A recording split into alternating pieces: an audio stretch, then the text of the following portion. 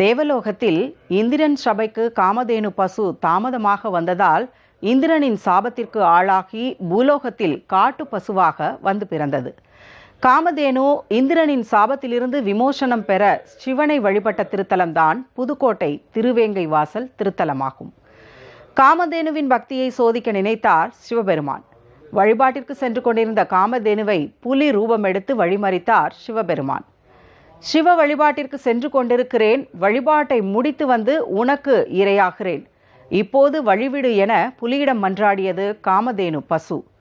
உன்னை எப்படி நம்புவது என கேட்ட புலியிடம் சிவபெருமான் மீது ஆணையாக சொல்கிறேன், சிவ வழிபாடு முடிந்ததும் உன்னிடம் திரும்பி வந்து விடுவேன் என உறுதி அளித்தது காமதேனு பசு. புலியும் வழிவிட பூஜைக்கு சென்ற காமதேனு சொன்ன வார்த்தை மாறாமல் சிவ பூஜையை முடித்து கொண்டு புலியிடம் திரும்பி வந்தது. காமதேனுவின் பக்தியை மெச்சிய சிவபெருமான் தனது புலி ரூபம் கலைந்து காமதேனுவுக்கு காட்சி அளித்ததுடன் சாப விமோசனம் அளித்து மோட்ச பிராப்தி அருளினார். சிவன் புலியாக வந்ததால் இத்தலத்திற்கு வேங்கை வாசல் என்கிற திருநாமம் வழங்கலாயிற்று.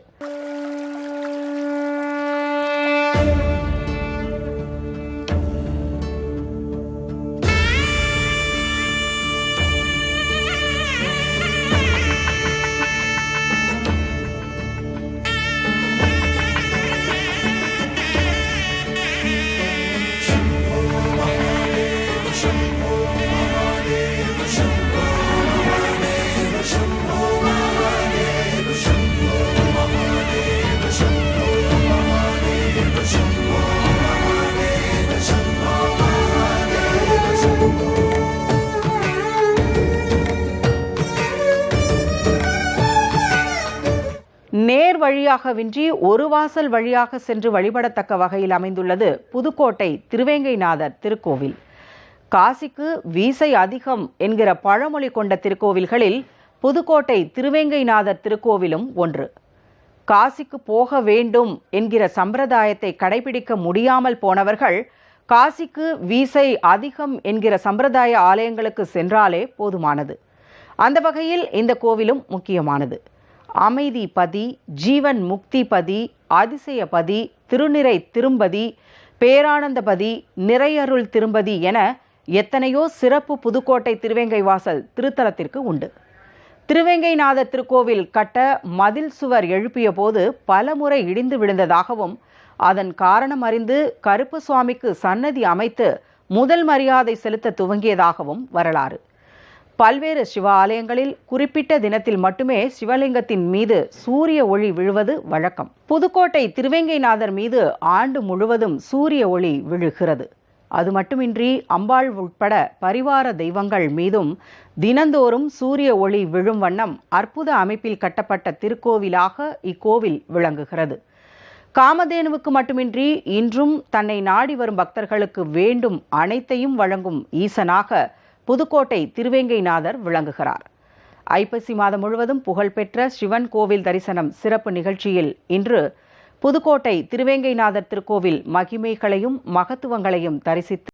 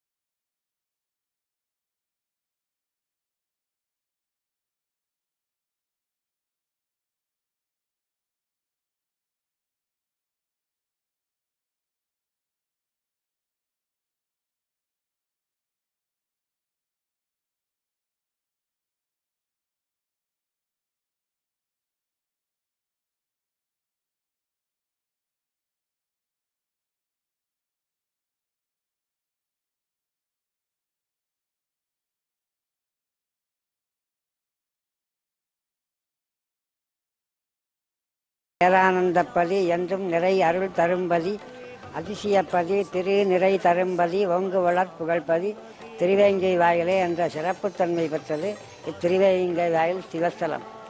காமதேனுவுக்கு மோட்சம் கொடுத்த ஸ்தலம். காமதேனு இந்திர சபைக்கு காலதாமதமாக சென்ற காரணத்தினாலே இந்திர சாபம் ஏற்பட்டு சிவ வழிபாடு செய்த ஸ்தலம் திருக்கோணத்திலே உள்ள சிவாலயம். அப்படி சிவ வழிபாடு செய்கிற பொழுது இறைவன் பக்தியை சோதனை செய்வதற்காக வேங்கையின் வடிவத்திலே வடிமறைத்த இடம். ஆகவே வேங்கை வாயில் எனும் பெயர் பெற்று திரு என்பது அடைமையாக திருவேங்கை வாயில் என்ற பெயர் பெற்றது. அப்படி சிவ வழிபாட்டிற்கு செல்லுகிற அந்த பசுமாட்டை வழிமறிக்கிற பொழுது இறைவன் வேங்கையினுடைய வடிவத்திலே வந்த காரணத்தினாலே வேங்கை வாயில் எனும் பெயர் பெற்றது. அப்படி வழிமறிக்கிற போது நான் சிவ வழிபாட்டுக்கு சென்று கொண்டிருக்கிறேன், சிவ வழிபாட்டுக்கு செல்லுகிறவர்களை வழிமறிக்கக்கூடாது என்று சொல்லி சிவன் மீது சத்தியம் செய்துவிட்டு சிவ வழிபாட்டை முடித்துவிட்டு அந்த பசுவானது வருகிற பொழுது காமதேனு அந்த பசு வருகிற பொழுது இறைவன் காட்சி கொடுத்த இடம். ஆகவே ஜீவன் முக்திப்பதி, அமைதிப்பதி, பேரானந்தப்பதி, என்றும் நிறை அருள் தரும்பதி, அதிசயப்பதி, திருநிறை தரும்பதி, ஓங்கு வளர் புகழ்பதி, திருவேங்கை வாயிலே என்று இடைப்பட்ட காலத்திலே ராமகிருஷ்ண தபோவனத்திலே இருக்கக்கூடிய அந்த அடியார் அவர்களாலே எழுதப்பட்டது. அதிசயப்பதி என்று சொல்லுகிற பொழுது சிவாலயத்திலே நந்தியம்பனுக்கு பக்கத்திலே ஒரு கம்பத்தடியிலே கருப்பர் உறைந்திருக்கிறார். இந்த ஆலயம் கட்டப்படுவதற்கு முன்னாலே உற்ற துணையாக சிவபெருமானுக்கு அவர் உற்ற துணையாக இருந்த காரணத்தினாலே இந்த ஆலயத்தை கட்ட வேண்டும் என்ற மதில் சுவர் எடுக்கிற பொழுது 3 முறை அது தவறி விழுந்து 3வது முறை பிரசன்னம் பார்க்கிற பொழுது அந்த கருப்பராக இருக்கக்கூடியவர் எனக்கு ஆலயத்திலே சன்னதி வேண்டும் அல்லது முதல் மரியாதை வேண்டும் என்று சொன்ன காரணத்தினாலே இங்கே முதல் மரியாதை அவருக்கு கொடுக்கப்படுகிறது. இது ஒரு அதிசயமான நிகழ்வு. அந்த இடத்திலே அவர் காவல் நிலையில் இருக்கின்ற காரணத்தினாலே ஒரு பக்கம் மட்டும் துவாரபாலகர் வைக்கப்பட்டு மறுபக்கம் விநாயகர் வைத்திருக்கக்கூடிய நிகழ்வு ஒரு அதிசயமான நிகழ்வு. தமிழ்நாட்டில் இருக்கிற சிவாலயங்களிலே 2 ஆலயங்கள் மிகவும் சிறப்பு பெற்றது. காரணம் என்னவென்றால் காலை முதல் மாலை வரை சூரிய வழியானது இறைவன் மீது விடுகின்ற கோவில் அமைப்பிலே கட்டப்பட்டது 2 ஆலயங்கள். ஒன்று ஆவுடையார் கோவில், 2வது திருவேங்கை வாயில். காலை முதல் மாலை வரை வருடம் முழுவதும் சிவபெருமான் மீதும் பராசக்திகள் மீதும் ஆலயத்தினுடைய பரிகார தெய்வங்கள் அனைத்தின் மீதும் சிவ வழியானது சூரிய வழியானது விழுந்து கொண்டே இருக்கக்கூடிய அமைப்பிலே கட்டப்பட்டது. ஆகவே அதிசயப்பதி என்ற நிலையிலே அதுவும் வருகிறது. எல்லா சிவாலயத்திலேயும் சிவனுக்கு பின்னால் லிங்கோத்பவர் என்ற உருவம் பொதிக்கப்பட்டிருக்கும். ஆனால் சில சிவாலயங்களிலே மட்டும் அந்த லிங்கோத்பவருக்கு பதிலாக மகாவிஷ்ணு பொறிக்கப்பட்டிருக்கும். அதுதான் மரபு நீரா திருக்கோவில் என்று சில கோவில்கள் மட்டும் இருக்கும். சிவனுக்கு பின்னே இன்னொரு சிவனா என்ற கேள்வி எடுக்கிற போது அதற்கு பதில் சொல்ல முடியாது. ஆகவே ஒரே நேரத்தில் 2 ஆலயங்களை பார்த்த பலன் கிடைக்க வேண்டும் என்பதற்காக அங்கே மகாவிஷ்ணு வைத்திருக்கிறார்கள். கோவிலுக்கு பின்னாலே சிவனுக்கு பின்னாலே மகாவிஷ்ணு இருக்கிறார். ஆகவே ஒரே நேரத்தில் 2 ஆலயங்களை பார்த்த பெருமை கிடைக்கும், பார்த்த பலன் கிடைக்கும். மேலும் காசிக்கு வீசம் மங்கு அதிகமாக என்று சில ஆலயங்களை சொல்லுவார்கள். இந்துவாக பிறந்தவர்கள் யாராக இருந்தாலும் காசிக்கு சென்றுதான் வர வேண்டும், அதுதான் மரபு. 60 வயதிலே செல்ல வேண்டும், 10 வயதிலே செல்ல வேண்டும் என்பது வயது வித்தியாசம் கிடையாது. இந்து என்ற தத்துவத்திலே வந்தவன் யாராக இருந்தாலும் ஜாதி கடந்து மதம் கடந்து அங்கே அந்த காசிக்கு சென்று வர வேண்டும் என்பது மரபு. ஆனால் போக முடியாதவர்கள் என்ன செய்வது என்ற கேள்வி எழுகிற பொழுது சில சிவாலயங்கள் காசிக்கு வீசம்மங்கு அதிகமாக என்று எழுதப்பட்டது. அந்த நிலையிலே காசிக்கு வீசம்மங்கு அதிகமாக என்று எழுதப்பட்ட சிவஸ்தலங்களிலே இதுவும் ஒன்று. ஆகவே காசிக்கு சென்று வந்த பலன் கிடைக்கும். இது குருஸ்தலம், நவக்கிரக தோஷ நிவர்த்தி ஸ்தலம், சூரியவழி கோவில், புறவழி கோவில் என்ற பல்வேறு பெருமைகளை பெற்றது. அகவழி ஆலயங்கள் 1000 இருந்த பொழுதும் சில ஆலயங்கள் புறவழி கோவில் என்ற அந்தஸ்தை பெற்றிருக்கும். புறவழி கோவில் என்று சொன்னால் பேக் சைடு டெம்பிள் என்று சொல்லுவார்கள். வருகிற வழி போகிற வழியாகவும் போகிற வழி வருகிற வழியாகவும் மாற்றப்பட்டிருக்கிற கோவில்கள் புறவழி கோவில்கள் என்று சொல்லப்படும். இந்த கோவிலுடைய மரபு இந்த பக்கத்திலேருந்து வரணும், இந்த திசையிலிருந்து வந்து இது குருஸ்தலம் என்று சொல்லுகிறதுனால குருவை வணங்கிவிட்டு நவக்கிரகதோர பரிகாரஸ்தலம் என்ற காரணத்தினாலே ஆலயத்தை ஒரு முறை வலம் வந்து விட்டு இறுதியாக இறைவனை வணங்கி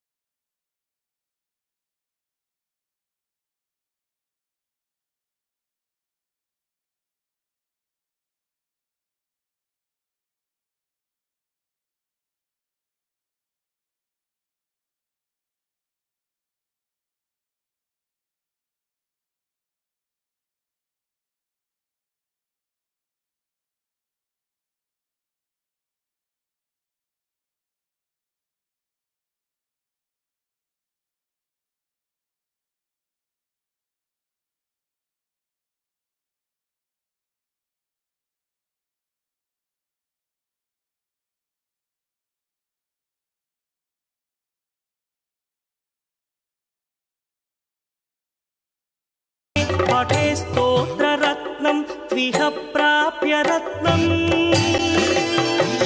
सुपुत्रं सुधान्यं सुमित्रं कणत्रं विचित्रै समाराध्य मोक्षं प्रयाति।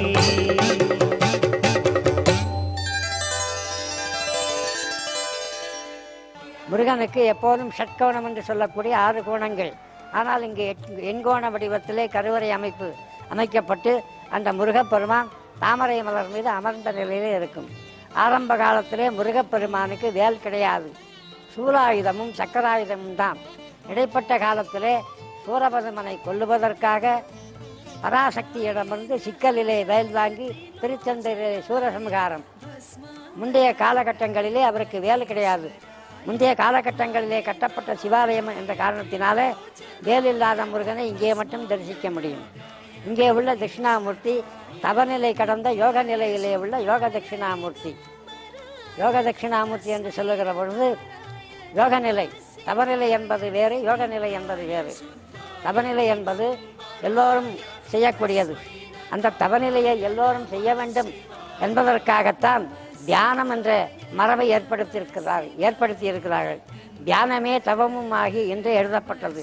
தியானம்தான் தவம், தவம் என்பது தனியாக இல்லை. ஆகவே இங்கே உடலை வருத்தி செய்கின்ற யாகம், செய்கின்ற தவம் யோக நிலை என்று சொல்லப்படும்.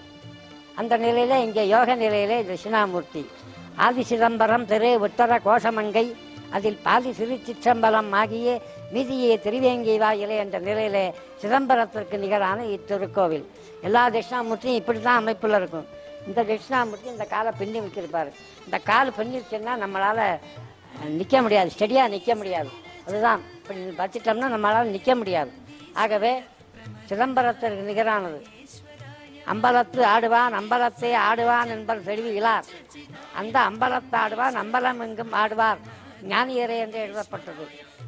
அம்பலத்திலே ஆடிக்கொண்டிருக்கக்கூடிய சிவபெருமான் நடராஜர் என்ற அந்தஸ்திலே இருக்கக்கூடிய சிவபெருமான் அம்பலத்து தில்லையிலே மட்டும் ஆடிக்கொண்டிருக்கிறார் என்று சொல்லுவார்கள் அறிவிலே தெளிவு இல்லாதவர்கள். ஆனால் அந்த அம்பலத்து ஆடுகின்ற அந்த நடராஜ பெருமான் அம்பலம் எங்கும் ஆடுவான்.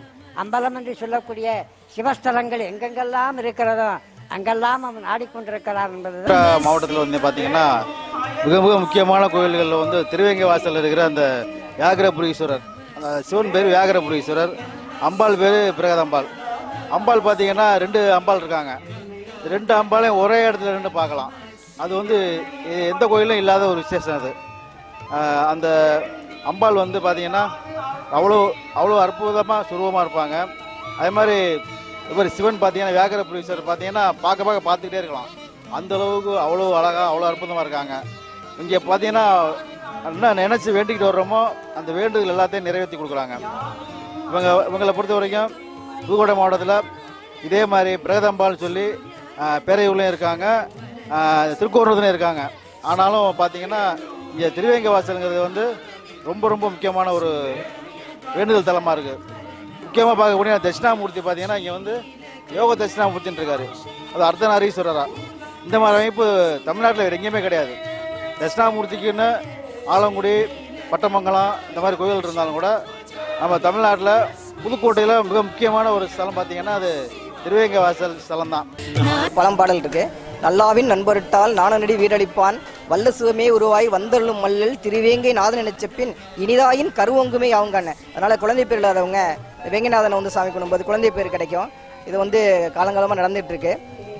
தட்சிணாமூர்த்தி வந்து ரொம்ப விசேஷமான தட்சிணாமூர்த்தி கும்பிட்டு மக்கள் செல்வம், பொருள் செல்வம் வேண்டுதல் கிடைச்சிட்டு இருக்கு. அதனால வியாழக்கிழமை மக்கள் பெரிய கூட்டமாக வந்து இங்கே சாமி கொண்டுருக்காங்க.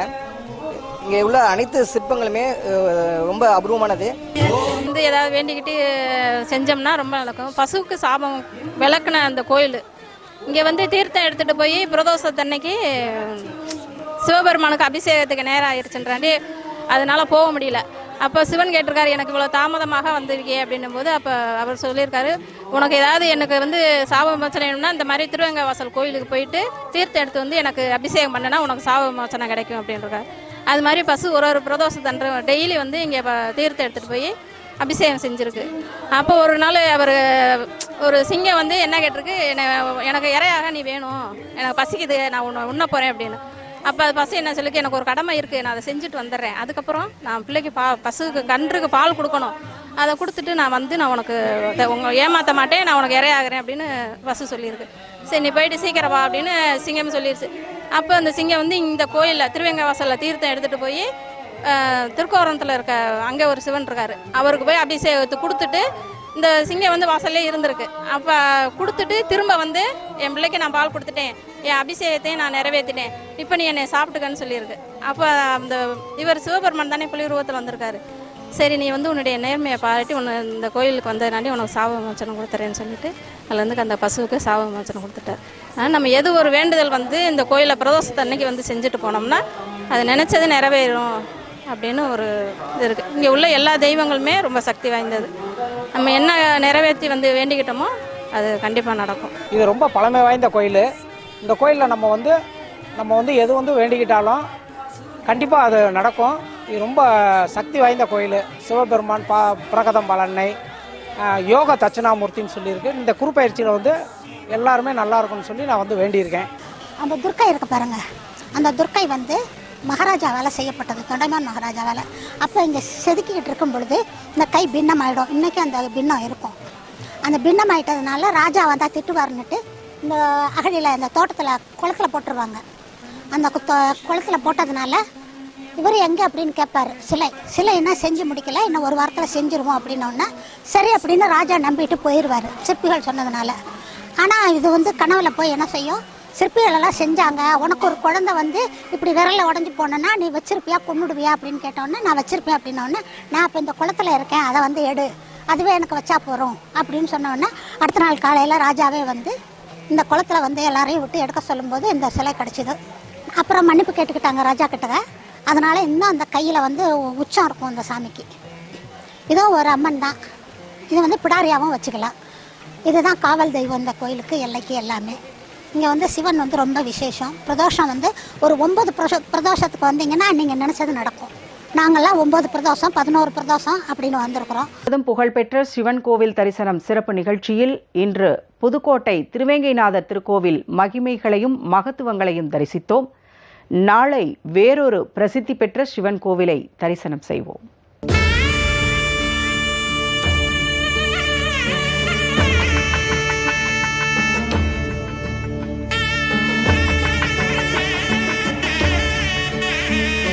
Shambho Mahadev, Shambho Mahadev, Shambho